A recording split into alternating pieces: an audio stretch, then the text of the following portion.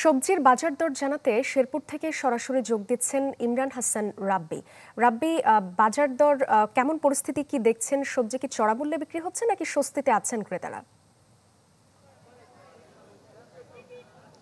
সাদিয়া, শেরপুরে কাঁচা বাজার এবং সবজির দাম গত ২৪ ঘন্টায় প্রেক্ষাপটে আমরা যতটুকু তথ্য পেয়েছি সবকিছুরই দাম কিছুটা বেড়েছে। আমি রয়েছি এখন এই মুহূর্তে শেরপুর জামালপুর একেবারে সীমান্তবর্তী এলাকায় ব্রহ্মপুত্র নদের পারে ব্রহ্মপুত্র সেতুর নিচে।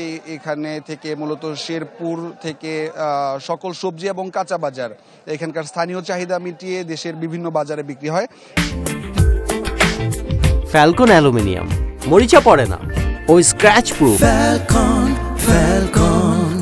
আমার পেছনেই রয়েছে এই কাঁচা বাজারটি। এখন আমরা যতটুকু তথ্য পেয়েছি এখানকার বিক্রেতাদের কাছ থেকে, এখানকার যে বাজার মূল্য সেই বাজার মূল্য এবং খুচরা বাজারের বাজার মূল্য কিন্তু অনেকটাই পার্থক্য আমরা যতটুকু জেনেছি।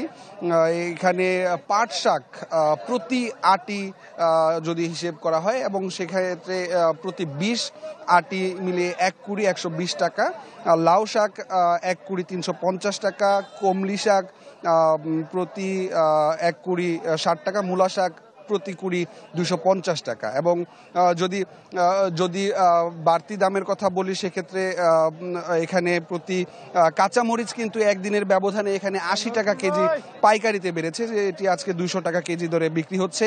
শসা প্রতি কেজিতে ২০ টাকা কেজি বেড়েছে এবং ১,০০০ টাকা বস্তার জায়গাতে এখন মূলত ১২০০ টাকা কেজি ১২০০ টাকা বস্তায় বিক্রি হচ্ছে। করলার দামও কিন্তু বেড়েছে, যেখানে এখানে প্রতি কেজি ৪৮ টাকা কেজি বিক্রি হচ্ছে এবং খুচরা বাজারে এটি ৮০ টাকা কেজি দরে বিক্রি হচ্ছে। এই ছিল আমার কাছে শেরপুরের সবজির বাজারের সর্বশেষ খবর। সাদিয়া। রাব্বি, আপনাকে ধন্যবাদ।